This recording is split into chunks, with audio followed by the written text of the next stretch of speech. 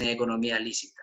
Entonces, esta captura se puede dar en beneficio de esas redes y a través del control de las políticas públicas.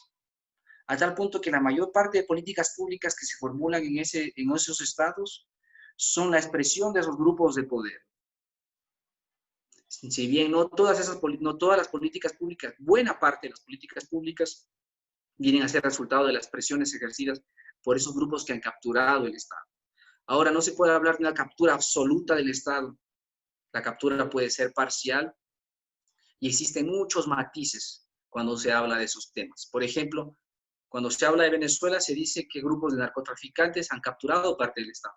Cuando se habla de México, sobre todo de los gobiernos locales, de los gobiernos estatales, se dice también que los narcotraficantes han cooptado, han capturado ciertos gobiernos locales. Pero eso no quiere decir que todo el Estado mexicano esté cooptado o que todo el Estado venezolano esté cooptado o capturado por estos grupos. Los estados por lo general siempre expresan a diferentes grupos, pero la captura del Estado es preocupante cuando las políticas más importantes no son sino la expresión de estos grupos de poder. Bien, otro problema de la corrupción es que la corrupción impacta en la capacidad estatal para cumplir sus funciones. Un Estado, en teoría, tiene que regular, tiene que aplicar la ley, pero en la práctica, ya cuando la corrupción es endémica, es decir, cuando está generalizada, es decir, cuando los actores no tienen otra opción que incurrir en actos de corrupción para poder sobrevivir, entonces la capacidad estatal, la capacidad para aplicar las leyes, se ve afectada. En todo caso, debo aclarar que no es precisamente la corrupción la causa última. De eso ya vamos a hablar después. Pero lo cierto es que ya cuando la corrupción está enquistada en el Estado, es endémica, entonces el Estado empieza a tener serias funciones para ejercer ciertas dificultades para ejercer sus capacidades. Un ejemplo sobre esos problemas tiene que ver con la capacidad recaudadora del Estado. Todos los estados modernos son el resultado de la capacidad tributaria del Estado, que a la vez deriva básicamente de las guerras en las que intervinieron los estados europeos durante el siglo XVII, XVIII, XIX. Eso fue permitiendo que se modernice el ejército, que los reyes cobren tributos. Entonces, no fue sino a través de ese proceso recaudatorio que los estados modernos se fueron construyendo. En estados demasiado corruptos, la capacidad recaudatoria del Estado se ve gravemente afectada. Y eso podríamos decir que es un fenómeno bastante importante en América Latina. Y no solo en América Latina, sino a nivel global. Según recientes estudios, es precisamente esta incapacidad del Estado para recaudar la que está permitiendo que a nivel global el 1% más rico de la población controle el 99% de la riqueza. Ustedes dirán, pero si el capitalismo ha beneficiado a todo el mundo, pero si hoy vivimos mejor que antes. En efecto, quizá ahora hay menos gente que muere por guerras. Es más, la gente muere más por comer azúcar que por guerras. Pero lo cierto es que el capitalismo, así como funciona, y debido a la capacidad que tiene el capital para evitar ser regulado por el Estado, tiende a generar ganancias que no son objeto de tributación. Entonces, hay muchísimo dinero que resulta de la evasión fiscal, de la acumulación de riqueza. La evasión fiscal hoy en día representa más o menos 36 billones de dólares. Eso es mucho más que el PIB de Estados Unidos. Es más o menos la mitad de la riqueza producida anualmente en el planeta. Entonces, como vemos, a veces no es que falta plata. En realidad, muchas de las veces sobra plata. Y esa plata simplemente va a paraísos fiscales, simplemente va a la especulación inmobiliaria. Y como ha mencionado, como ha explicado Piketty, en los últimos años se ha ido agudizando este proceso de concentración de la riqueza y de evasión fiscal. Ahora, el mundo en desarrollo, el mundo al que pertenece Ecuador, está o lidera el ranking de flujos ilícitos como producto de la sub o sobrefacturación de multinacionales y otros grandes grupos económicos, como producto también del dinero que proviene del narcotráfico, de la trata de blancas y de la clásica evasión fiscal de multimillonarios, por ejemplo. Luego vamos a ver que Ecuador tiene 380 multimillonarios y quizá la mayoría de esos multimillonarios ha practicado la evasión fiscal. Un caso paradigmático es el brasileño. Miren, Brasil no es la segunda potencia del mundo. Está entre las 10 economías más grandes, sí. Pero después de Estados Unidos, Brasil es el segundo país con mayor evasión tributaria. Brasil, un país incluso más desigual que Ecuador. Según estudios recientes, para dar un ejemplo, según estudios recientes de Tax Justice Network, toda la ingeniería offshore brasileña está creciendo de modo evidente y está empezando a salir a la luz. Es tal el engaño que se realiza contra el fisco a través de la corrupción extendida de funcionarios públicos en acciones y juicios contra contribuyentes, que se afirma que el impacto de la evasión fiscal a través de estos medios se compara en términos de pérdidas con el caso Lava Jato y con la corrupción en Petrobras. Sin embargo, ustedes no van a leer nunca en The Economist, ustedes no van a leer en Vistazo, ustedes no van a leer en ciertas revistas asociadas a una tendencia ideológica de derecha que esto sea un problema de corrupción, porque se asume que la única corrupción es la que todos conocemos, la que seguramente les convoca a esta charla. Seguramente están indignados por lo que pasa en las compras públicas y los comprendo. Seguramente les molesta eso. Pero hay otras fuentes de corrupción que son muy graves. Y son muy graves porque, como les he dicho, tienen que ver con la amplia desigualdad que existe dentro del capitalismo. Yo aquí no estoy proponiendo, obviamente, entrar al comunismo, entrar al socialismo. ¿No? Yo simplemente estoy diciendo que el capitalismo desregulado o el capitalismo con estados que permiten este tipo de corrupción no pueden controlar la gran riqueza. Otros datos. En América Latina, el 10% más rico posee el 71% de la riqueza. Ustedes dicen, bueno, esto no es corrupción, eso es desigualdad. Sí, pero aquí hay un dato importante. Concentran el 71% de la riqueza y apenas tributan el 5.4% de su renta. Ahora, ¿cuál es el problema de esto? Que la mayor parte de la riqueza en sociedades que no se modernizaron, generando igualdad o a través de igualdad de oportunidades o Estado de Derecho, la mayor parte de la riqueza suele estar asociada a actos de corrupción o a actos de captura del Estado, como ha pasado con los grandes grupos económicos ecuatorianos, importadores, exportadores, que son una derivación de los grandes exportadores, de los cacaoteros, de los terratenientes del siglo XIX. La mayor parte de estos grupos son una evolución de los grupos que concentraron la mayor parte de renta durante la época republicana. Entonces, cuando afirmamos que estos grupos están evadiendo impuestos, estamos dando cuenta de grupos que se enriquecieron no necesariamente de forma muy legítima, que siguen aumentando esa riqueza y que no tributan, generando graves pérdidas para la sociedad, porque obviamente después de todo esa riqueza que ellos obtuvieron no proviene solamente de su trabajo duro, y es que en la mayor parte de casos, como he mencionado, las empresas, sobre todo en América Latina, en mercados concentrados y oligopólicos, suelen ser el resultado de contubernios con el Estado, cuando no de delitos, de graves delitos. Bien, me he extendido en este tema de elevación fiscal porque quizá nadie habla de este tipo de corrupción que es tan grave.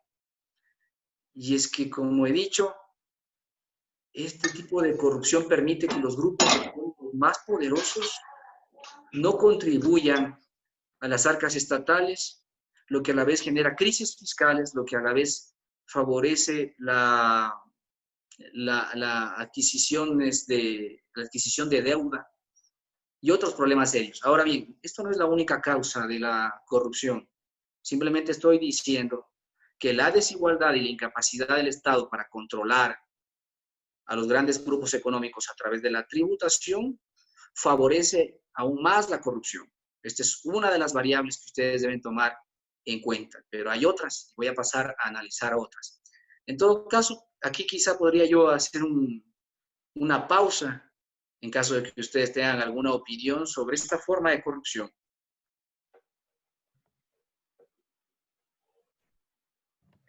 Estimado Israel, no sé si Anabel Verde Soto tiene una opinión. Dice, Claro. no sé si te leo o si tú puedes acceder al lector. Me dijiste que estabas con la Es que conexión. estoy utilizando el teléfono, entonces no sé si tal vez me puedes ayudar a leer. Por supuesto. Bueno, más que todo una opinión. Anabel Verde Soto nos dice, buenas noches, me interesó el tema de conflicto de intereses. Perdón, es que me escribió alguien más. Dice, conflicto de intereses en tema de corrupción, puesto que yo soy periodista y justo he indagado esos casos. En todo caso, importante la multidisciplinaridad, digamos, de este seminario. Seguramente la mayoría son abogados, estudiantes de Derecho, pero también interesante la opinión de ella, ¿no? Como periodista. Hay otra, Anabel Verde Soto también nos dice, desde este punto quisiera saber cómo uno puede investigar este tipo de actos ilícitos que, entre comillas, la derecha en teoría no investiga. O sea, ¿cuáles son las rutas para seguir este tipo de temas? Y postdata nos dice, también estoy estudiando leyes, nos dice Anabel Verde Soto. No sé si ahí nos puedes ayudar, Israel, con esa inquietud. Gracias, Anabel, por la pregunta. Justo hace poco tuvimos la difusión de información de esta firma de abogados en Panamá. Incluso este caso se llamó Panama Papers, porque se difundieron millones de documentos que fueron estudiados por una red de periodistas a nivel global. Entonces, este caso nos muestra que para poder acceder a este tipo de información necesitamos colaboración de los países que permiten la captación de fondos ilícitos. En este caso, no sabemos todavía cuál fue la fuente que permitió difundir la información de Panama Papers, pero cuando se difundió esa información obtuvimos datos claves sobre la corrupción de algunos funcionarios estatales. Ahí aparecieron, entre otros, Glass, Nebot y otros actores, el ex fiscal Chiriboga, un ex gerente de Petroecuador. Salió, obviamente, bueno, eso generó información importante porque demuestra una práctica generalizada entre los altos funcionarios estatales y entre los grandes empresarios. Y es que al parecer buena parte de la gente que tiene poder económico tiene empresas en paraísos fiscales. Y eso quiere decir que esta práctica de evasión tributaria está generalizada. Está generalizada. Entonces, los periodistas quizá para poder investigar requieren acceder a estas redes globales o en su defecto también recurrir a otras prácticas investigativas que a veces riñen con la ley porque algunos periodistas tienen que ser hackers, la verdad, para acceder a esta información. Entonces, sí, en efecto, eso riñe con la ley. Por ejemplo, en Brasil, Estados Unidos, hay una red periodística, un medio llamado The Intercept, y es que ellos interceptan buena parte de los mensajes y la información de las élites y la difunden. Ese es un enfoque periodístico que puede reñir con la ley, pero que quizás es la única forma de acceder a esta información tan sensible de los grupos económicos que envían su riqueza al exterior. Eso es lo que le podría comentar a Anabel. Espero haber sido claro. Gracias, estimado Israel. Hay una pregunta de Germán. Germán Silva nos alzó la mano. Le ha autorizado a Germán para que nos haga el interrogante, o mejor dicho, a nuestro ponente. No sé si me autoriza usted, estimado Israel, para que Germán pueda hablar. Germán, si nos escucha, ya está activado su micrófono para que pueda hacer la inquietud. Sí, sí les escucho. Bueno, listo. Nuevamente, buenas noches, Israel. Yo quería preguntarte, este rato hemos topado la parte de la corrupción en los altos niveles, que en algún punto no tiene que ver ni con izquierdas ni con derechas, sino con una corrupción que hemos visto que se han dado en todos los grupos. Pero mi pregunta iría un poco más abajo. ¿Ustedes tienen alguna investigación o algún dato certero de cuánta evasión se hace a baja escala? Me refiero, empresas que no cobren el IVA, personas que evaden ese tipo de responsabilidades, como por un ejemplo exacto como el que te estoy diciendo, ya que en ese punto también el país pierde mucha recaudación en estas cosas pequeñas.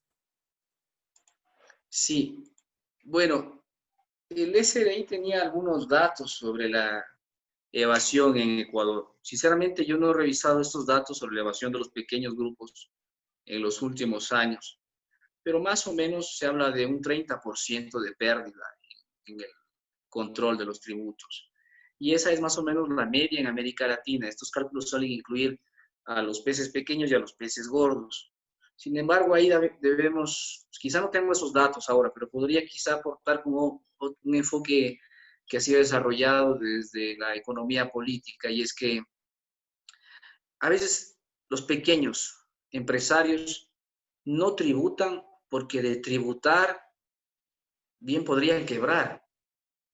Y es que esto pasa con buena parte de los emprendimientos en Ecuador. Buena parte de la gente que hace emprendimiento en Ecuador tiende a hacer evasión tributaria. Por eso es que quizá ese cálculo del 30% es un poco conservador, en la medida que cuando se inician los negocios en una cultura en la que no hay costumbre de cobrar tributos y en las que no se ve como legítimo pagar tributos porque se cree que el Estado se roba la plata, entonces las empresas pequeñas tienden a no tributar.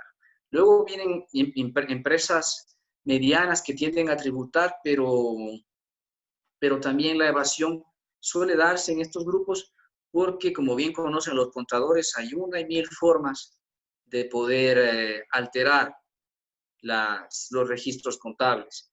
Entonces, cualquiera que haya tenido alguna experiencia con el trabajo de contaduría en Ecuador sabrá que la principal tarea de un contador es, sobre todo, evitar pagar más tributos.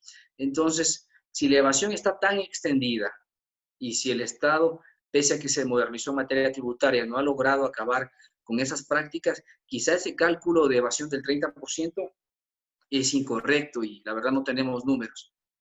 Pero en todo caso, lo que quería enfatizar, Germán, es que esta cultura del incumplimiento en pequeñas empresas no solo tiene que ver con el hecho de que muchas de esas empresas están subsistiendo, sino también con el hecho de que existe una opinión generalizada sobre el mal uso de los recursos. La mayor parte de personas creen que el Estado roba recursos y por tanto no ven como legítimo el entregarle más recursos a través de tributación.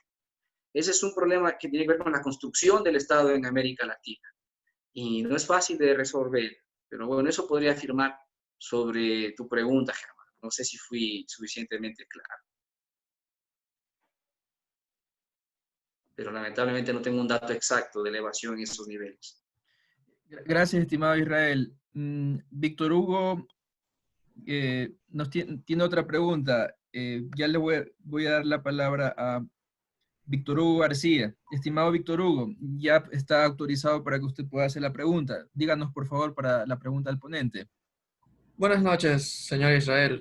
La Buenas pregunta que noches. yo tengo debe ver con lo que son los organismos internacionales anticorrupción, ya que se supone que el año pasado Ecuador pasó a suscribirse a un organismo internacional anticorrupción, el cual posee una base de datos que tiene como finalidad la evasión fiscal por parte de paraísos fiscales.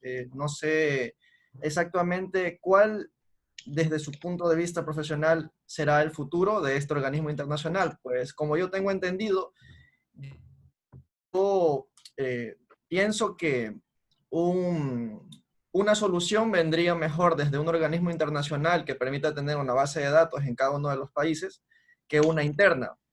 No sé qué me podría decir usted al respecto.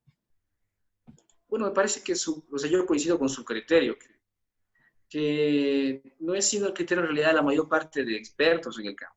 Luchar contra la evasión tributaria sin colaboración internacional es muy difícil. Por ejemplo, la OECD tiene políticas más claras sobre el tema. Estados Unidos tiene políticas claras, además es una potencia. Eso le permite tener poder de coacción sobre otros estados. Por ejemplo, Estados Unidos obliga a Suiza a que le dé información sobre las cuentas y los bienes de los norteamericanos, porque Estados Unidos puede cobrar los impuestos de los americanos independientemente de dónde se encuentre la riqueza de los americanos. Entonces, obviamente, Ecuador no se puede permitir ese tipo de políticas y, por tanto, está bien que sea parte de redes internacionales, pero eso no basta, se requiere en realidad mucho mayor activismo y ese activismo tiene que venir desde la cabeza del Ejecutivo.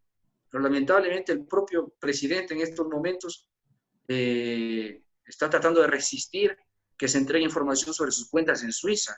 Y es que la fiscal Diana Salazar ya ha pedido como 2 veces la información sobre las cuentas de Lenín Moreno en Suiza y no se la dan.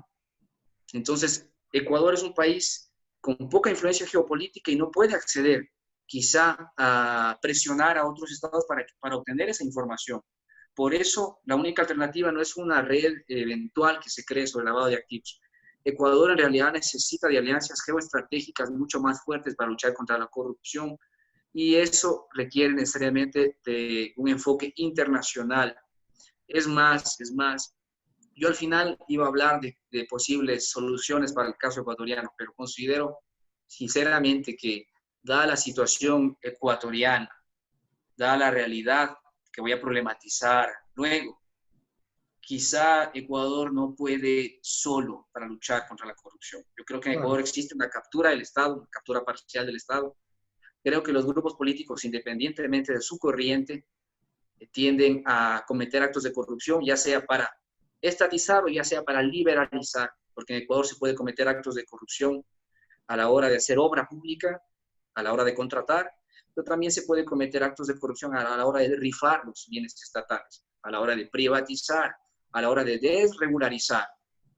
Y eso es algo constante en nuestra historia, de lo que no se habla, porque se cree que la corrupción es privativa de un gobierno, que la corrupción es propia de una tendencia política, pero como bien mencionó usted, la corrupción en realidad no necesariamente es de un grupo. Eso resulta de una visión maniquea de la corrupción. O sea, ellos son los malos y nosotros somos los buenos. No, la corrupción es un fenómeno mucho más complejo y por eso quizá la única solución sea la ayuda internacional. Hay un ejemplo en Guatemala, la Comisión Internacional contra la Impunidad, que trabajó en ese país durante 10 años y que en realidad llegó a tener resultados interesantes. Hace poco el presidente Morales de ese país expulsó a la comisión porque la comisión tocó a todo el mundo, empresarios, políticos, metió a la cárcel a 2 expresidentes, a una excandidata presidencial, es decir, esa comisión sí fue verdaderamente imparcial y se metió con todo el mundo. Y eso no se pueden permitir las oligarquías en América Latina. Entonces, si queremos pelear en serio contra la corrupción, si queremos perseguir a todos, no solo a los peces pequeños, sino también a los peces gordos, si queremos perseguir no solo a los del anterior gobierno, sino a los del actual gobierno y a los del futuro gobiernos, necesitamos un órgano imparcial. Y en las condiciones que existen en Ecuador, yo no creo que eso se pueda lograr localmente, yo creo que eso requiere una intervención internacional, yo creo que se requiere apoyo de las Naciones Unidas. Es más, la propia Comisión Nacional Anticorrupción que tenemos actualmente, conformada por personas de tercera edad, con una larga trayectoria, muchas de ellas respetables, muchas de ellas bien informadas, no ha sido suficiente para ejercer presión sobre el Estado. Esta comisión que lideraba Trujillo, que develó algunos casos de corrupción, sigue develando casos de corrupción en el gobierno actual, pero la escucharon mientras convino, ya no se la escucha más. Entonces se necesita de la presión también de otros organismos internacionales y esto también es problemático, de la alianza con otros estados. Eso implica obviamente una limitación a la soberanía y por eso es que tiene un lado negativo. Y también, para terminar, hay que tomar en cuenta que si uno quiere luchar contra la corrupción, tiene que estar dispuesto a sacrificar otros aspectos. Y es que buena parte de los regímenes desarrollistas de América Latina durante toda nuestra historia aceitaron el aparato estatal con la corrupción. Buena parte de los presidentes imperiales que hemos tenido y que han modernizado los estados tenían que corromper a los legisladores para poder gobernar. Esa es nuestra forma tradicional de gobernar en América Latina. Si queremos enfrentar esa forma tradicional de gobernar con una lucha brutal contra la corrupción, eso va a generar ciertos desequilibrios y ciertas tensiones que nos van a llevar a cambios drásticos a nivel social e incluso a ciertos problemas económicos y políticos hasta que logremos cambiar nuestra institucionalidad y nuestras prácticas políticas. Pero bueno, esa es la idea. Quizá no fui suficientemente explícito porque voy a tratar de otros temas No, fue muy claro. Sí. Muchas gracias. Y quisiera seguir más bien tratando algunos temas, Luis, para luego hacer otra ronda de preguntas. Sí, por supuesto, estimado Israel. Usted es nuestro ponente, pues no, y respetamos mucho su directriz. En todo caso, me parece lo adecuado. Más bien, continuemos con su Gracias. ponencia En todo y caso, continuamos volvemos a luego con las charlar preguntas que usted me en decía. seguir. Sí, bueno, yo había hablado obviamente de la corrupción relacionada con paraísos, con la evasión tributaria, que en sociedades extremadamente desiguales es grave. Pero hay otros casos graves de corrupción y de esos casos vamos a hablar. Por ejemplo, la corrupción también se expresa a través de los déficits fiscales, de la acumulación de deuda y del desperdicio. El gobierno anterior, el gobierno del expresidente Rafael Correa, recibió más de 250.000 millones de dólares en ingresos, sin contar los aportes de leyes. El patrimonio de Jeff Bezos, el hombre más rico del mundo, es de 130.000 millones de dólares más o menos. Nosotros recibimos el doble en esos 10 años. Y hay suficiente evidencia para afirmar que existió despilfarro, que existió desperdicio, que existieron sobreprecios. También hay suficiente evidencia para afirmar que eso no es propio solo del gobierno de Rafael Correa. Si bien hay menos datos, también se sabe que durante la dictadura militar de los 70 se robó quizá lo mismo, sino más, porque en las dictaduras tenemos menos información y sabemos menos. Sí tenemos información de la dictadura argentina, una de las dictaduras más corruptas de la historia. También tenemos información de otras dictaduras como la dictadura brasileña, pero ahí en regímenes todavía más autoritarios, la corrupción suele ser mayor y el desperdicio suele ser mayor. Entonces, yo creo que ese sí es un problema que hemos tenido en Ecuador y que obviamente lleva a déficits fiscales. El déficit que dejó el anterior gobierno era más o menos de 50.000 millones de dólares. Hoy hemos aumentado más de 15.000 millones de dólares sin ninguna obra, sin ningún cambio en realidad en estos años de gobierno. Esos 15.000 de deuda solo han servido para que el gobierno siga pagando sueldos y haciendo por ahí cualquier cosa, menos obras que en verdad generen empleo. Entonces el déficit ha seguido aumentando. ¿Por qué aumenta el déficit? Porque si en la época de vacas flacas, ¿verdad? No ahorramos. Cuando vienen los años difíciles, cuando baja el precio del petróleo, cuando baja el precio de las materias primas, de los commodities, nos quedamos sin ahorros para invertir. Nos quedamos sin ahorros y obviamente ahí nos toca pagar las consecuencias de no haber ahorrado. Ahora, este discurso del ahorro no es un discurso del Banco Mundial, no es un discurso del FMI. Este es un discurso de Joseph Stiglitz, el premio Nobel de Economía, de economistas de centro izquierda.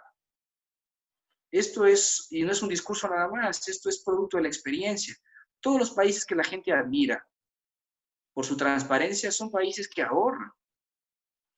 Incluso dentro de por ejemplo, Singapur, por ejemplo, China, bueno, por ejemplo, Singapur, por ejemplo, los países nórdicos, China no, fue un error. Son países obviamente con un gran nivel de ahorro. Incluso dentro de la ola rosa en América Latina, Bolivia ahorró y ahorró mucho. O sea, la política económica de Evo Morales fue mucho más razonable y desperdició mucho menos que la política económica de otros gobiernos de América Latina.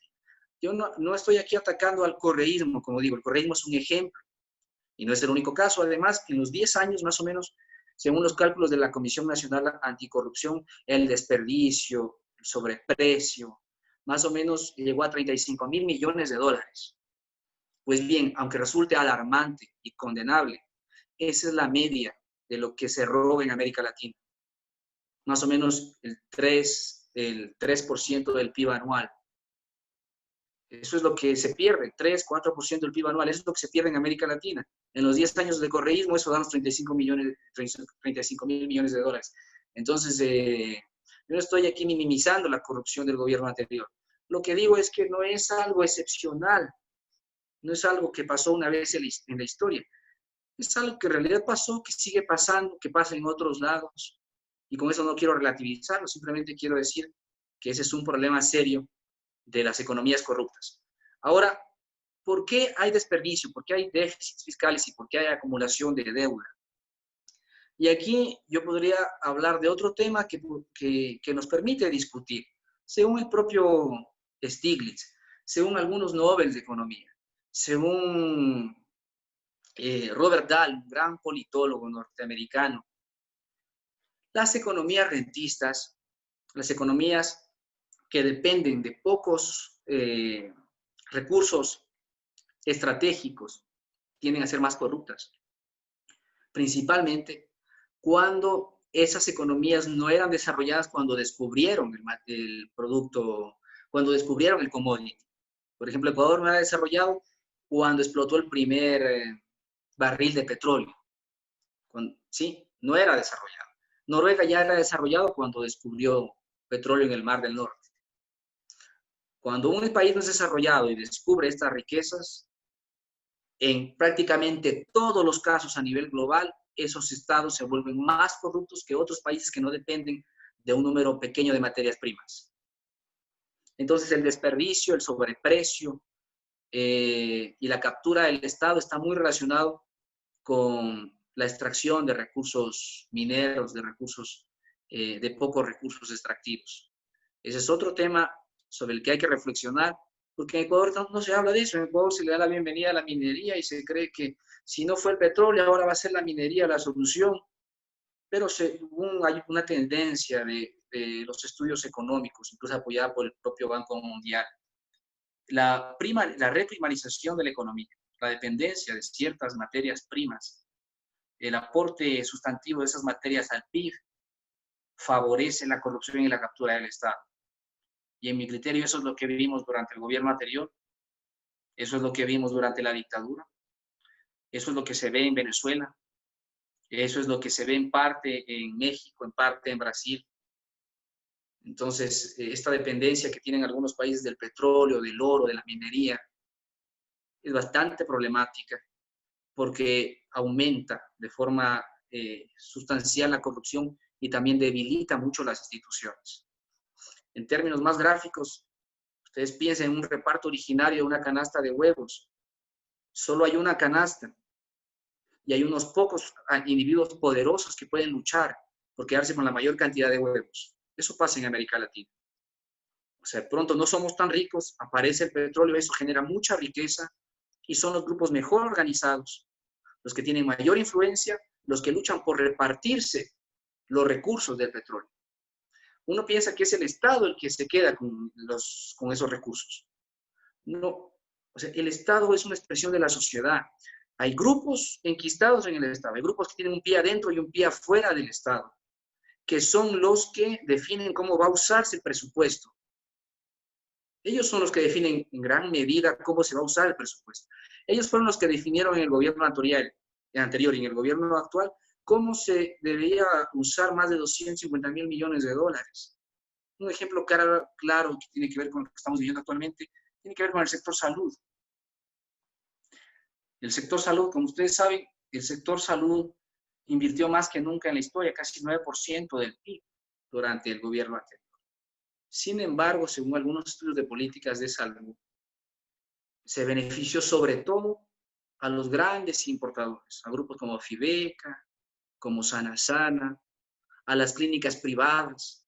Buena parte de los recursos del IES fueron a las clínicas privadas. Se privatizó la seguridad social en el sentido de que como no había capacidad operativa en el Estado, se enviaba a los pacientes a las privadas y en las privadas había que pagar 30% más de lo que se gastaba en el sector estatal. Entonces, la política de salud funcionó principalmente en favor de determinados grupos económicos. Y no solo, obviamente, de estas pequeñas mafias que todavía persisten en el sector salud, que son aquellas que reparten los contratos, lo que hemos visto en los últimos días. No solo esas pequeñas mafias, también hay otros grupos más importantes. También las propias clínicas privadas que presionaron para poder beneficiarse de la derivación de pacientes. Todos esos grupos son los que han esquilmado el sistema de salud en Ecuador. Entonces, como podrán notar, esto es posible cuando hay mucha plata, cuando hay plata proveniente del petróleo. Entonces, los grupos más poderosos pugnan por favorecerse con esas rentas, buscan esas rentas, se les llama buscadores de rentas en teoría institucional, en teoría política, buscadores de rentas, buscan esas rentas. Y los estados son incapaces en realidad de controlar o de limitar la voracidad de estos de estos grupos. Así las cosas, no es tan fácil entonces luchar contra la corrupción, porque es la propia estructura económica del país la que favorece la corrupción, la búsqueda de rentas. ¿Cuál es la alternativa? O sea, definitivamente se requiere una economía más diversificada. Es más, según algunos estudios, la única forma de construir sociedades más democráticas y menos corruptas es diversificar la economía. Que haya más para repartir y que la riqueza provenga de muchas fuentes y que no dependamos solo de pocos recursos. Y peor aún, que esos pocos recursos estén en manos de gobiernos autoritarios que benefician a sus grupos políticos, pero también que benefician obviamente a sus bases de apoyo, que suelen ser pequeñas o grandes oligarquías, o individuos que entran al Estado sin ser nada, sin ser nadie, no quiero ofenderlos, y que de pronto salen siendo millonarios o empresarios, como ha pasado históricamente en este país y como se ha visto con frecuencia. O sea, gente que apenas terminaba la universidad, de pronto tenía una empresa de 3 millones de dólares. ¿Cómo? Porque se vinculaba al Estado, veía la manera y terminaba enriqueciéndose. Y eso pasó con mucha gente. Eso pasó con buena parte de la gente que construyó los edificios de la judicatura. Eso pasó con gente de Loja.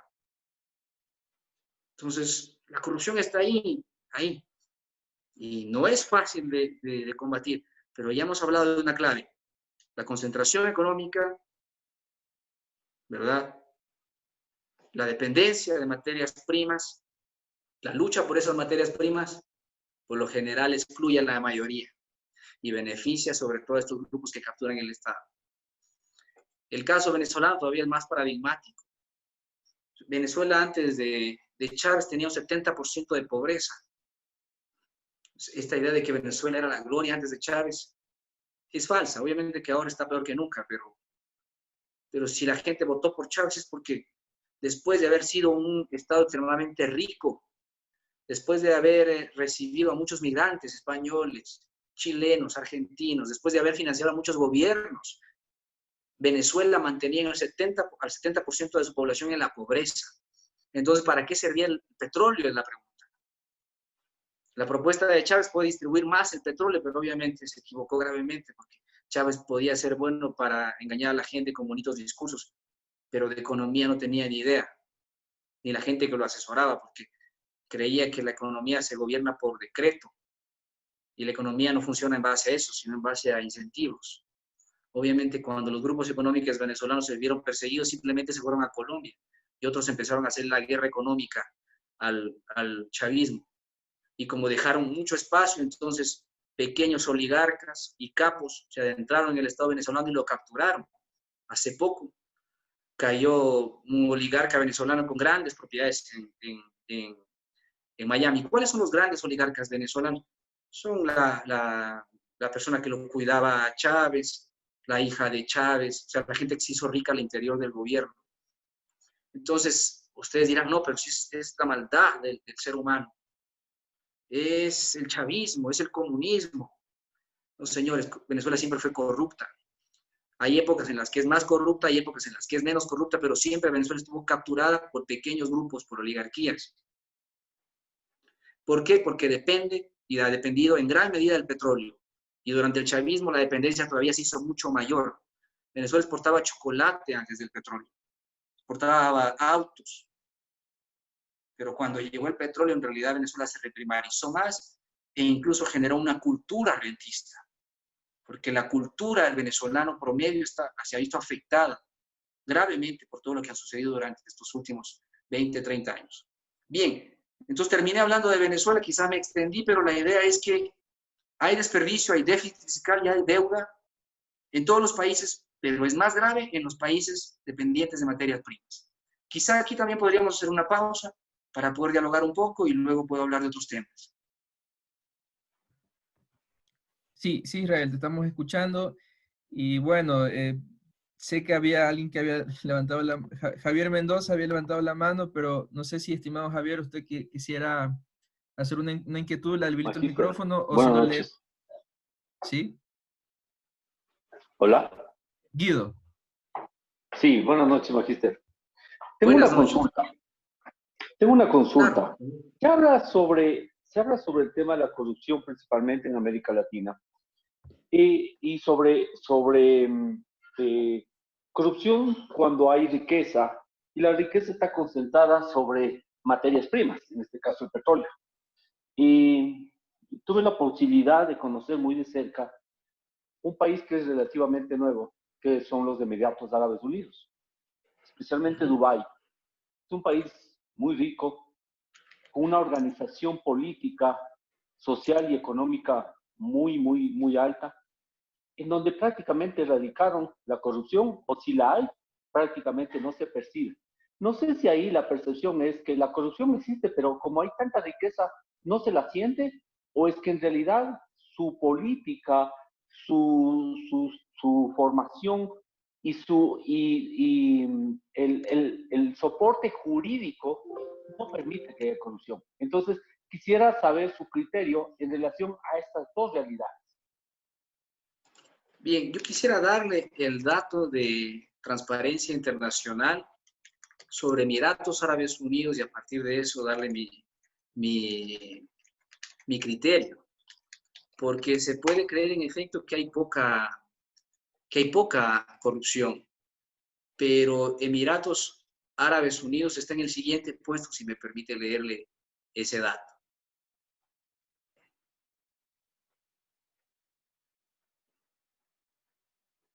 Está en el puesto 70, es decir, ni siquiera se acerca a los países menos corruptos del mundo. Singapur está en el puesto 5, Suecia en el 5.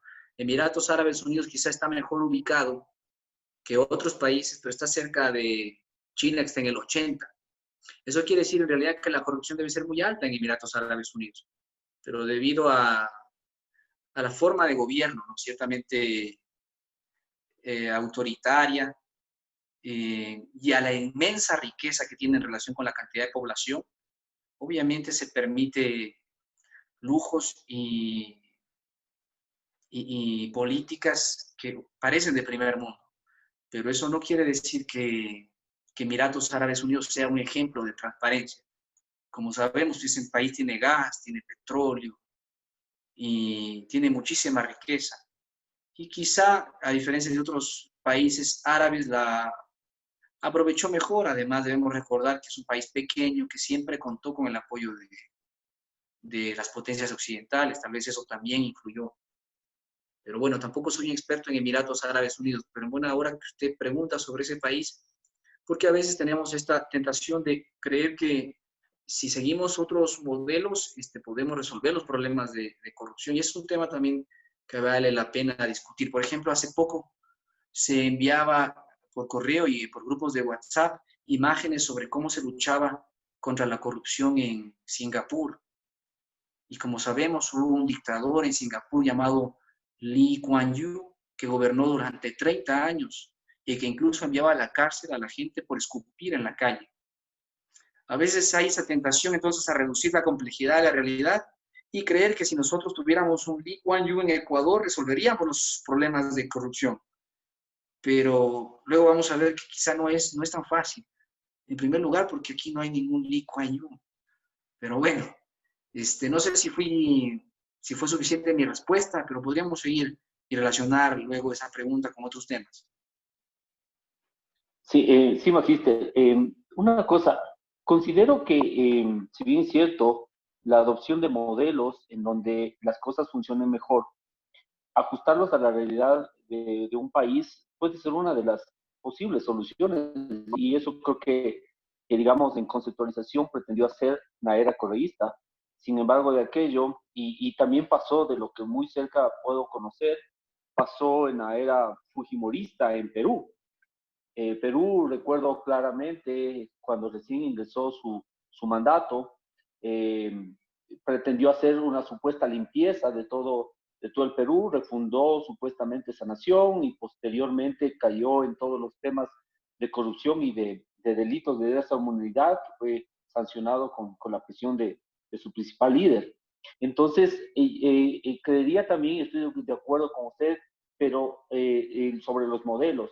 En el ámbito tributario en el cual yo me desenvuelvo, en los años 90, principalmente 80, cuando cambió de la Dirección General de Rentas al Servicio de Rentas Internas, se tomaron varios modelos y cambió sustancialmente la normativa tributaria, y creo que en ese ámbito ha dado resultados. No sé si este tipo de modelos, este tipo de cosas, pueden ser una alternativa a ir viendo paulatinamente cambios que puedan erradicar en dar una parte de la solución al tema de la corrupción, porque usted bien lo menciona, esto está radicado desde hace muchos años atrás, y no sé si esto podría ser una posible alternativa. Claro, bueno, más que modelos completos, sí tenemos algunos ejemplos. Y gracias por la observación. Luego puedo referirme al hecho de que, si bien hay algunos ejemplos, para poder luchar contra la corrupción hay que ser pragmáticos y necesitamos primero conocer a fondo la realidad del país, saber qué esperar de los actores, comprender bien cómo van a actuar, cómo van a reaccionar. Incluso ahora ya se proyectan modelos computacionales para saber qué efectos pueden tener ciertas medidas, ciertas políticas a nivel social. Obviamente que a nuestros legisladores nunca se les ocurre algo así, porque en Ecuador no se gobierna a partir de la razón. Pero supongamos que tenemos esa oportunidad única en la historia de gobernar a partir de la razón. Incluso cuando llegue ese momento, tenemos que tener más información para pensar en una estrategia anticorrupción que parta también de la experiencia de otros países y sobre todo que parta de lo que es posible en nuestra realidad. Y ahí viene el mayor problema. De eso vamos a hablar después. Obviamente ya son 8 y 11 de la noche. Yo quisiera hacer una breve exposición para terminar y quizá ahí podemos analizar otras preguntas, si me permite. Sí. Continúe, por favor, Israel. Claro, bueno, he hablado de la corrupción a través de la evasión fiscal y la concentración de la riqueza, que es un problema serio en países como en los países latinoamericanos. En Ecuador, como ustedes saben, 200 empresas controlan el 90% del PIB no petrolero. Entonces, eso quiere decir que la concentración del poder económico es enorme en este país y en otros países de América Latina. Y eso genera, obviamente, evasión. También afirmé que cuando hay búsqueda de rentas o cuando hay un recurso extractivo que es capturado por ciertos grupos, también la corrupción aumenta y las instituciones se debilitan. Y bueno, hay otros problemas, obviamente, colaterales asociados con la corrupción que voy a mencionar brevemente. Por ejemplo, la cultura económica se transforma, la gente tiende a buscar renta, los grupos económicos tienden a buscar rentas en lugar de volverse más productivos, en lugar de innovar. Y de eso se le acusa desde siempre a las empresas latinoamericanas. Es que son empresas que, si el papá Estado no les da espacios de mercado, si el papá Estado no les crea barreras a otros grupos, si el papá Estado no les da ciertos beneficios, simplemente no invierten, no innovan. Porque el empresario latinoamericano, debido a la inestabilidad, a la historia, etcétera, etcétera, tiende a ser muy poco en realidad innovador. Por eso es que buena parte de nuestras empresas no son ni tecnológicas ni innovadoras, aunque obviamente también hay algunos casos interesantes de empresas que han destacado en Ecuador, pero son muy pocas. Y obviamente así no se puede diversificar la economía, al menos no como se necesita para que el 60% de la gente que no tiene empleo pueda tener alguna oportunidad. Ahora obviamente ese porcentaje aumentó. Bien, otro problema es que la capacidad de construcción del capital humano se ve afectada. Según cualquier manual de economía sobre los países en desarrollo, uno necesita tecnología, uno necesita ahorro nacional, uno necesita creación de capital físico, carreteras, infraestructuras, tecnología, etcétera, etcétera. Y uno necesita capital humano.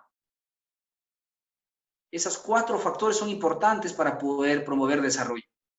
Obviamente los gobiernos nunca hablan de eso, los gobiernos hablan de recorte, recorte, recorte, recorte. Pero si no hay ahorro, si no hay inversión en capital, si no hay inversión en tecnología y si no hay inversión en los recursos humanos, es difícil que nos desarrollemos. Es muy difícil que nos desarrollemos. Hay otro factor también importante y es que además de esos 4 factores que he mencionado, también la población debe estar controlada. Es que no sirve de nada que el PIB de Ecuador haya llegado a 100.000 millones de dólares cuando tenemos 17 millones de habitantes. Somos el país más densamente poblado de América Latina. Desde Malthus se sabe que a medida que la población aumenta, La riqueza puede aumentar, pero igual nos va a tocar menos. Yo no digo obviamente que hay que matar a la gente, no. Yo digo que hay que tomarse en serio el tema de que la población también es importante para el desarrollo económico. Uruguay tiene 3 millones de personas desde hace 50 años y mantiene los 3 millones de personas, y al igual que Costa Rica, tiene altos niveles de vida, y eso tiene que ver también con el tamaño de la población. Pero de eso no se habla porque a veces somos muy dogmáticos en el país. Pero bueno, esos factores son importantes, los 4 que he mencionado. El problema entonces es que en Ecuador un déficit serio que tiene que ver con la corrupción es la inversión en recursos humanos. Se han construido carreteras, tenemos hidroeléctricas, hay capital físico. Bueno, se podría importar tecnología, pero según el propio Banco Mundial, según las autoridades ecuatorianas, solo 6 de cada 10 ecuatorianos podrían aplicar en casos concretos lo que conocen teóricamente, lo que memorizan. Solo 6 de cada 10 chicos que llegan a la universidad comprenden lo que leen. Entonces hay un serio problema en los recursos humanos. ¿Eso tiene que ver con la corrupción? Sí. ¿Por qué? Porque los jóvenes, los muchachos, ven que los asambleístas, que el presidente, que los ministros, en gran parte de los casos, son personas sin mayor mérito. Ven que los empresarios, salvo pocas excepciones, son personas en realidad con un bajísimo capital cultural. Y estoy pensando en Álvaro Noboa, perdón, o sea, no quiero ofenderlo, pero otros empresarios que incluso quieren ser presidentes tampoco son una lumbrera. Entonces los jóvenes no tienen modelos de empresarios innovadores, no tienen un Jeff Bezos, no tienen un Bill Gates, no tienen políticos bien preparados que los inspiren, y es que los modelos de virtud son importantísimos. Además ven que a nivel social la gente escala no por el mérito, sino por el clientelismo, por el patronazgo, por las relaciones de amistad, por el amiguismo. Cuando yo vivo en una sociedad así y soy joven, obviamente me voy a dar cuenta de que quizás si quiero ascender en la vida no necesito mucho mérito, necesito contacto, necesito relaciones. Y eso pasa también obviamente con los jóvenes en Ecuador. Y obviamente también hay jóvenes muy preparados, pero cuando los jóvenes son demasiado preparados, por lo general migran, se van del país. Cuando a veces a esta gente más preparada se les cierran las puertas, como ha pasado con algunos becarios que vienen con doctorado del exterior y que obviamente no pueden competir con la clientela gubernamental para acceder a un empleo. Entonces, hay un problema con la corrupción, y es el hecho de que también no favorece el mérito. Y es que la corrupción como política de Estado, en lugar de construir administraciones públicas profesionales, meritocráticas, lo que construye en la mayor parte de casos, salvo algunos espacios burocráticos, son clientelas, son aparatos electorales. Entonces no se profesionaliza, no hay carrera administrativa, ni siquiera hay carrera judicial, porque para ser juez vas a hacer un curso de 3 meses. Entonces, mientras no nos tomemos en serio este tema de los recursos humanos, es difícil luchar contra la corrupción. Además, el mismo sistema de corrupción no favorece la profesionalización de la burocracia, porque con burocracia profesional los políticos pierden control sobre el Estado. O sea, la burocracia profesional, a través del mérito que hace carrera, los políticos quieren controlar esa burocracia, no pueden, entonces no les conviene construir una burocracia así, relativamente autónoma. Ese es otro ámbito en el que hay que luchar, y duro en Ecuador. Hay que luchar por la educación. Esto puede resultar soñador. Claro que la corrupción resuelve todos los problemas del mundo y demás. Bueno, no estoy diciendo eso. Lo que digo es que la corrupción también se ve afectada por la educación, se ve afectada por la corrupción, y que hay que trabajar obviamente en la educación también para poder luchar contra la corrupción. Y para terminar voy a hablar de las estrategias para mitigar entonces la corrupción. La corrupción no se puede eliminar. ¿Por qué no se puede eliminar la corrupción? Porque la corrupción es parte consustancial de nuestras sociedades. O sea, no solo de Ecuador, la corrupción es un fenómeno global. Ya les he mencionado la cantidad de dinero que está involucrada en la corrupción. Ya les he mencionado cómo se capturan las rentas del Estado para favorecer a minorías y no a las mayorías. Entonces, si la corrupción es tan grave, no se puede eliminar. Además, la corrupción hasta cierto punto está asociada con la ética contemporánea. Y es que la ética contemporánea no es una ética, sea, la ética desde que nació el capitalismo no es la ética de los antiguos, es la ética del dinero. Así es simple. Entonces, si la gente quiere dinero y cree que la felicidad está en el dinero, si no transparentamos las cosas, si no controlamos, la gente va a tratar de hacer la mayor cantidad de dinero posible. Y por eso no es posible eliminar la corrupción, lo que se puede hacer es mitigarla. Antes de terminar con estas opciones para mitigar, yo quisiera leerles un extracto que leí en una charla anterior sobre lo que pasa con la ética contemporánea, porque también es bueno reflexionar a partir de la ética. Este extracto que les voy a leer de un texto de Yuval Noah Harari da cuenta de la ética que orienta la mayor parte de seres humanos, y por eso es que la corrupción es un fenómeno global. A ver, si me permiten, voy a dar lectura a este extracto, que la verdad me parece bastante interesante.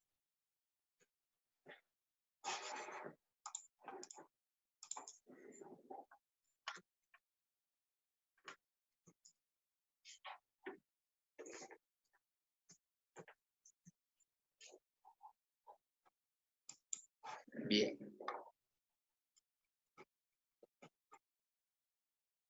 Entonces decía que la corrupción no se puede eliminar y eso tiene que ver también con la naturaleza de la ética contemporánea y del ser humano moderno.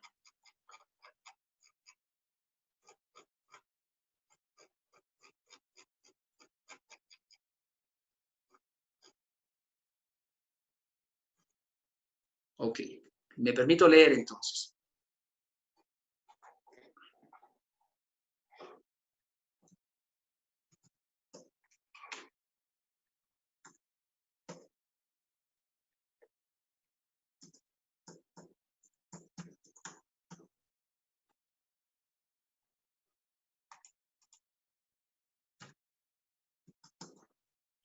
Ay, disculpan, no encuentro este texto. Perdón un segundo nada más.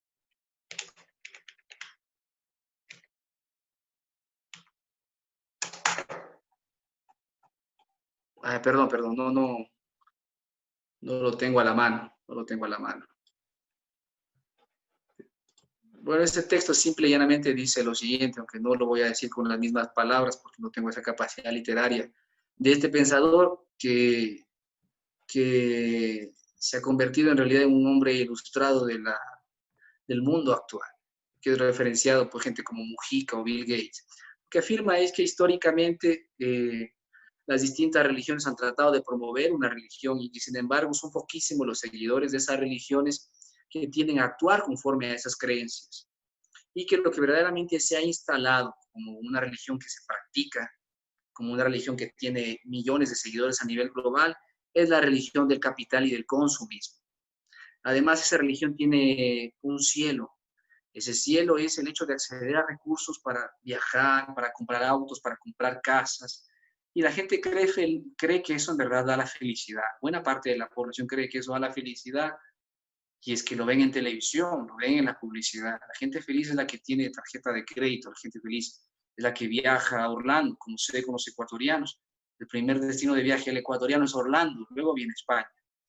Entonces, eso da cuenta del tipo de ética que predomina entre nuestra población. Con una población así, si no controlamos la corrupción, es muy difícil acabar con ella. Bien, dicho esto, reconociendo que no es fácil acabar con la corrupción, entonces voy a hablar de las estrategias que podríamos utilizar para mitigar la corrupción.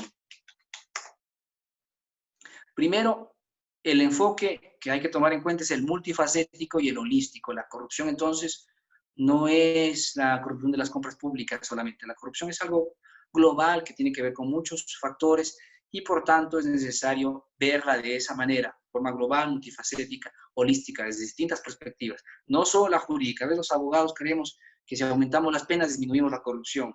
No hay nada más absurdo que eso y eso no ha funcionado en ninguna parte del mundo. Cuando vemos que en verdad aplican pena de muerte y creemos que eso es lo que está funcionando, no es la pena de muerte. Es el hecho de que en ese estado quizá hay autoridad, hay respeto a la autoridad y hay otras cuestiones culturales que disminuyen la corrupción, no precisamente es la pena de muerte. Por ejemplo, en China había pena de muerte y sin embargo China es un país reconocido internacionalmente como un país bastante corrupto. Entonces, no, la solución no pasa por ahí. En Singapur, en efecto, había pena de muerte, había dictadura y se creía que eran las altas penas. No, no son las altas penas. El caso de Singapur tiene que ver con un hombre que gobernó durante 30 años con apoyo de Estados Unidos, que siguió todas estas estrategias de desarrollo que les mencioné, tecnología, capital, recursos humanos, que tenía una vida moderada y disciplinada, que tenía una gran visión de la política y que tenía a su favor a un Estado gobernado por ciudadanos que habían compartido o que provenían de una cultura milenaria. Algo importante en todos estos países del sudeste asiático es que esos estados son milenarios, no tienen 300 años como los nuestros, son homogéneos. Entonces, gobernar esos estados es diferente. Todos esos factores y no las penas más altas son los que explican las bajas tasas de corrupción. Sin embargo, aquí nos hacen creer que aumentando las penas hay menos corrupción. Es cierto que algunas penas no son suficientemente graves en Ecuador. Por ejemplo, la evasión fiscal en Ecuador, tranquilamente uno puede sustituir la prisión en esos casos. En el caso del cohecho, la concusión, las penas son bastante bajas también. Quizá se podría aumentar las penas, pero más que aumentar las penas, lo que necesitamos es instituciones que apliquen esas penas y que las apliquen a los peces gordos, como había dicho, porque los peces gordos por lo general no caen, y cuando caen es porque hubo conflicto político. Bueno, entonces, el enfoque multifacético y holístico, las reformas preventivas, obviamente hay muchas instituciones, al gobierno abierto, etcétera, etcétera, todo eso contribuye, pero como digo, no es suficiente, se requiere construir instituciones. Y es que ustedes dirán, pero las instituciones están ahí, el Consejo de Transparencia, la Fiscalía, la Contraloría, sí, están ahí, pero esas instituciones están venidas a menos, están capturadas por ciertos grupos, no tienen burocracias profesionales. Entonces, para construir esas instituciones de tal manera que funcionen efectivamente, necesitamos profesionalizarlas, darles independencia, generar grupos de la sociedad civil que apoyen el fortalecimiento de la función judicial, por ejemplo, eliminar un mamotreto como el Consejo de la Judicatura, hacer algunas reformas institucionales y sobre todo invertir tiempo, recursos, participación social para fortalecer las instituciones. Por eso se habla de construir instituciones. No basta con destinar presupuesto, darle un nombre a la institución, emitir un decreto, contratar gente, ya. Eso no es una institución es un grupo humano que sigue ciertos patrones, ciertas prácticas, y eso se desarrolla a lo largo del tiempo. Por eso es necesario invertir en la profesionalización de nuestros funcionarios, en la independencia de la función judicial, etc. Una alternativa también que había mencionado en un principio es el hecho de tratar de buscar ayuda internacional y de apoyarnos, al menos temporalmente, en una comisión internacional, una comisión nacional anticorrupción que tenga apoyo de las Naciones Unidas. Yo creo que hay sociedad civil crítica en Ecuador, creo que la Comisión Nacional Anticorrupción ha hecho un gran trabajo, creo que algunos periodistas de investigación han hecho un gran trabajo, y lo que se necesita es apoyo. El apoyo no está viniendo de parte de las élites nacionales. Entonces, quizá la única alternativa también para apoyar el proceso de lucha anticorrupción es recurrir a las Naciones Unidas y a otros organismos internacionales, siempre obviamente siendo pragmáticos. Para terminar, quisiera entonces mencionar el hecho de que la corrupción tiene que ver con cualquier modelo económico y que ahora mismo estamos a puertas de procesos grandes de corrupción. Si bien ya el Estado no hace grandes contrataciones, hay un espacio para la corrupción y ese espacio se llama privatizaciones. Y eso no lo dicen los comunistas ni los socialistas, sino los economistas de derecha. En los procesos de privatización en América Latina, por lo general, siempre hay corrupción, siempre hay pocos ofertantes, siempre hay pocas personas que se benefician. Y luego, como ha demostrado todo este proceso de reversión, todo este proceso de estatización en Europa a nivel de gobiernos locales, luego estas empresas que ya terminan cooptando que terminan comprando empresas públicas y prestando servicios públicos, por lo general tienden a subir los precios y sobre todo en el sector de recursos de alcantarillado, de agua potable y demás, tienden a fallar, tienden a funcionar peor que las empresas estatales. No todas, obviamente. Esto es algo que debe tratarse no desde la ideología, sino desde el pragmatismo. Hay ejemplos de empresas públicas que funcionan y ejemplos que no. Hay algunas empresas públicas corruptas y hay otras menos corruptas. Hay casos de privatización que son exitosos y hay otros casos, la gran mayoría de nuestros países, que no son exitosos. Entonces eso también tiene que ser analizado pragmáticamente. y no necesariamente desde la ideología ni desde los intereses de la gente que trabaja en esas empresas, porque si una empresa obviamente no es rentable, tiene que ser liquidada, privatizada, considerando obviamente si no existe posibilidad de que esa empresa pueda sobrevivir. Y es que para privatizar por lo general se desfinancia a las empresas públicas, se las boicotea y ya cuando parece que no valen nada se las privatiza. Lo paradójico es que apenas privatizadas de pronto esas empresas empiezan a funcionar. Entonces hay que tener mucho cuidado con ese proceso de corrupción que podemos vivir en los próximos años si se mantiene esta forma de política económica. Y los otros procesos de corrupción en Ecuador que están ahí presentes, que tienen que ver con la contratación pública, con la extracción de recursos y con el mal manejo de algunos sectores públicos. Y a nivel general, ¿no? con el comportamiento de los grandes grupos económicos que tienden a evadir y a presionar al Estado para quedarse con sus rentas. Bien, quisiera terminar aquí y más bien damos lugar a una ronda de preguntas y podemos acabar con el seminario.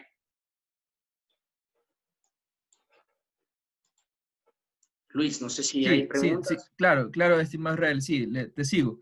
Sí, efectivamente vamos a prioridad ahorita las preguntas que nos han hecho por escrito. Entonces le voy a formular, estimado Israel, la pregunta, por ejemplo, que nos ha hecho, bueno, un comentario y de manera de pregunta. Margarita Cabrera nos ha escrito y nos dice: buenas noches, entonces podría decirse que el tema de la corrupción es una consecuencia o herencia histórica que no se ha podido desarraigar, dado que se habla de capitales que han sido obtenidos por determinadas familias en un punto histórico y que mantienen al día de hoy gracias a los movimientos financieros de los herederos de dichas familias, y que hace que se repita el patrón de la colonia, ¿sí? Y dice, abre comillas, quienes tenían poder económico necesitaban el poder político, y el día de hoy termina dándose un panorama muy parecido, opina Margarita Cabrera. Sí, bueno, yo coincido con Margarita, pero eso tiene que ver con la gran corrupción, como había dicho. También hay que hablar de la pequeña corrupción, y la pequeña corrupción suele estar bastante extendida, incluso la corrupción está normalizada en el país. Si ustedes revisan el barómetro de las Américas, los datos son reveladores. El 27% de la población se considera víctima de la corrupción. El 64% de los ecuatorianos creen que todos los políticos son corruptos. El 25% de los ecuatorianos toleran la corrupción. Entonces, eso quiere decir que la corrupción está normalizada a nivel micro y macro. Margarita hablaba del nivel macro, pero también algo que yo no mencioné es que a nivel micro también la corrupción está muy extendida. Por eso es que la corrupción es endémica. Adelante, Luis. Gracias, estimado Israel. Pablo Samaniego nos hace otra inquietud. Dice: buenas noches, soy estudiante. Mi pregunta ¿es inconstitucional que se quite el dinero para la salud, educación, trabajo por esto de la corrupción en el caso de Ecuador? Cierra la pregunta. ¿Cómo podríamos hacer los estudiantes de Derecho abogados, aparte de opinar? Nos dice Pablo Samaniego. Bien, Pablo, gracias. Claro, para responder esa pregunta debo hablar desde el derecho, y en efecto yo tengo formación en Derecho Constitucional. Yo creo que a primera vista, prima facie, es inconstitucional disminuir los recursos para salud y educación, porque la Constitución establece que incluso en estado de excepción no se puede disminuir los recursos para ese sector. Sin embargo, vivimos algo parecido a una guerra, y cuando sucede algo así, la interpretación constitucional se vuelve más compleja, porque las Cortes Constitucionales tienen que ponderar, beneficiar a ciertos actores y no a otros, o en su defecto tratar de buscar medidas que equilibren las balanzas. Eso podríamos decir tiene relación con las reformas laborales que se aprobaron recientemente y que todavía no han sido promulgadas en el registro oficial. Hay el tema de las universidades, que como vemos es inconstitucional, aunque obviamente también en situaciones de excepción se podría hacer reformas a ciertos sectores, pero a través de ley, para empezar. Con un decreto no hay cómo disminuir los recursos de la educación superior. Y lo otro, ya estas leyes laborales que se aprobaron recientemente, Pablo, habría que analizarlas desde una perspectiva de constitucionalismo de excepción o de constitucionalismo de crisis. Y habría que hacer ponderaciones adecuadas y más que ponderaciones adecuadas, necesitaríamos de jueces constitucionales muy activistas y apoyados por la sociedad civil. Y ahí entran los estudiantes de Derecho. Los jueces en Ecuador no son muy independientes, y eso incluye a la Corte Constitucional. Los jueces constitucionales tienen miedo de ser más activistas. Para poder, por ejemplo, intervenir en esta reforma laboral, la Corte tendría que llamar a audiencias, tendría que convocar a los trabajadores, a los empresarios, tendría que hacer el trabajo que el gobierno no hizo, porque el gobierno, de forma unilateral y con el apoyo de ciertos grupos, cambió las relaciones laborales. Entonces, la Corte más bien debería generar un proceso dialógico, eso se le llama constitucionalismo dialógico. Y ahí, en esos espacios, es donde los estudiantes de Derecho pueden aportar, apoyando la intervención de la justicia constitucional y sobre todo apoyando el diálogo entre los actores. Solo a través de ese diálogo se podría obtener una decisión un poco más razonable para poder reformar las relaciones laborales, porque esas relaciones en contextos como los que vivimos tienen que reformarse, lamentablemente. Tienen que reformarse, no porque lo dicte el neoliberalismo, sino porque la mayor parte de empresas está quebrada. Para dar un ejemplo, quizás si ponderamos, esas medidas bien podrían aplicarse para que pequeñas y medianas empresas que ya están quebradas. Pero esas medidas no deberían aplicarse para todos los grupos porque hay por otra parte bananeras, porque hay por otra parte empresas atuneras, porque hay por otra parte empresas importadoras que tienen muchísimo capital y que si bien han tenido pérdidas, bien pueden pagar un salario básico de $400. Sin embargo, la ley se aplica a todos por igual y se baja los salarios de manera generalizada y eso no parece proporcional. Pero la solución no es tan simple, Pablo, entonces por eso es que yo más bien creo en el constitucionalismo dialógico. En una corte activista, no tenemos esa corte, hay atisbos de que quieren ser más activistas, pero para que una corte sea activista necesita una sociedad civil que la apoye. ¿Por qué el constitucionalismo funciona en Colombia mejor que acá? Porque históricamente el movimiento social colombiano, toda vez que no puede combatir contra la guerrilla, contra el narcotráfico, contra la violencia política, en lugar de buscar las calles, como sucede en Ecuador, porque en las calles los matan, optaron por vías institucionales y han apoyado para fortalecer la independencia del Poder Judicial. Entonces, allá hay una asociación más fuerte entre el Poder Judicial y los movimientos sociales, cosa que en Ecuador no se ha construido. Entonces, eso es algo que hay que construir y para eso también los estudiantes de Derecho están, ¿no? Y sobre todo las asociaciones de profesionales, de jueces, cosa que en Ecuador no existe. Asociaciones de jueces, por ejemplo, por la democracia, por la independencia. Todos los jueces están atados de pies y manos, la mayoría tienen una forma burocrática de ver el sistema de justicia. La mayoría tiene miedo y es que no existe independencia. Entonces hay que hacer reformas urgentes para poderles dar mayor libertad de tal manera que se puedan asociar y también participar de forma más activa en ese tipo de decisiones. Bien, Luis. Gracias, Israel. Justo lo que la respuesta que tuviste ahorita era una pregunta a Juan Carlos Sánchez, cómo impulsar la independencia de poderes, pero ya la respondiste absolutamente, entonces vamos a obviar esa pregunta de Juan Carlos Sánchez. Más bien, había otra pregunta perdón un ratito, Israel. Bueno, y Ricardo Ocaña nos manifiesta, ¿no? Dice, una humilde opinión, dice, el mejor negocio para la corrupción es la inseguridad, la falta de educación y manipulando la percepción de la realidad. Abre paréntesis, troll centers, televisión, fútbol, etc. Si los grupos económicos manejan el gobierno y otros medios, solo estamos adormecidos, viviendo en una burbuja. La pandemia es la corrupción, nos dice Ricardo Ocaña. Bueno, Ricardo tocó un tema interesante que tiene que ver con los medios. Y yo creo que ahí también hay un mal uso, hay un abuso del poder estatal para beneficiar a los grupos mediáticos. Si bien eso no es corrupción ilegal, es corrupción desde la perspectiva de que los gobiernos muchas de las veces compran a la opinión pública para que la opinión pública calle o favorezca sus políticas. Y eso es así en todo el planeta. Por eso la solución suele ser más bien redistribuir frecuencias o promover medios más militantes e independientes, que la gente tenga acceso a mayor información y sobre todo educación. Aquí la gente está feliz viendo Teleamazonas, Ecoavisa, está feliz y la verdad quizá no, es porque no tienen acceso a otros medios.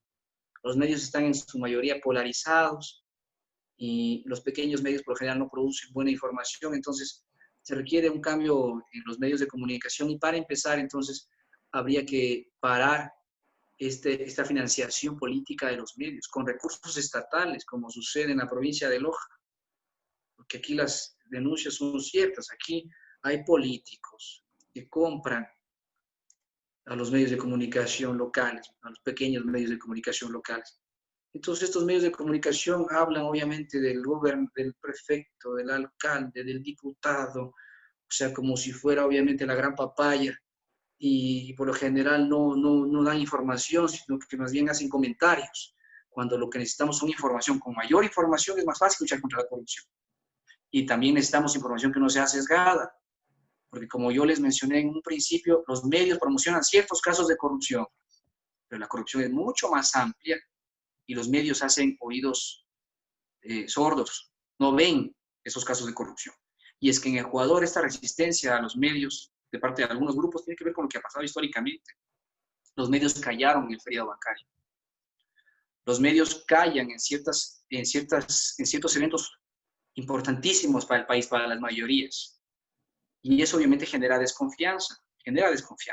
Apenas el 35% de la población cree en los medios. Y esto nos lleva a un tema ya para terminar, la confianza.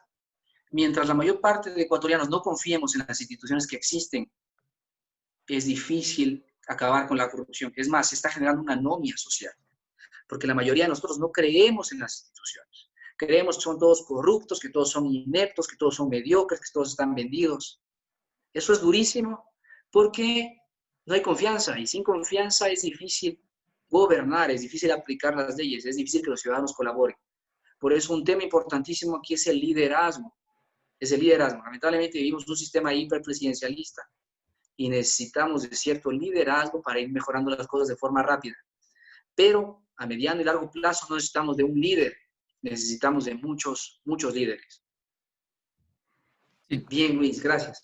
No, gracias, estimado Israel. En función del tiempo, se ha acabado el tiempo de la expectativa de esta ponencia con preguntas y respuestas, por lo tanto, vamos a dar por cerrada la sesión, si me lo permite, estimado Israel. No, claro, yo Sí, me adapto perfecto. al tiempo de ustedes, más bien disculpen si me extendí un poco. No, más bien gracias, estimado Israel, por su ponencia, una excelente ponencia. Y agradecemos mucho a Israel, magíster en Derecho Constitucional, coordinador de la maestría en Derecho Constitucional de la UTPL, por su excelente ponencia el día de hoy. Los invitamos, por favor, a quienes deseen seguir viendo las ponencias. Está, pues, 17:30 y luego la siguiente ponencia 19 horas. Falta mañana martes, miércoles y hasta jueves 28 de mayo. No se olviden, pues, los requisitos para el certificado de aprobación. Entiendo que todos ustedes tienen ya en sus correos electrónicos la agenda y los links para unirse. Entonces, estimados participantes, les agradecemos su participación el día de hoy, que hayan venido a esta conferencia virtual, y pues, bienvenidos. Los esperamos en las siguientes sesiones, en las siguientes ponencias. Le agradecemos enormemente a Israel. Gracias, y pues vamos a proceder a cerrar la sesión. Gracias a todos. Gracias Luis por la deferencia y gracias a las personas que participaron. En verdad, muy amables por sus preguntas y por sus apreciaciones. Un abrazo a todos. Gracias, Israel. Chao a todos, nos vemos, hasta luego, gracias a todos.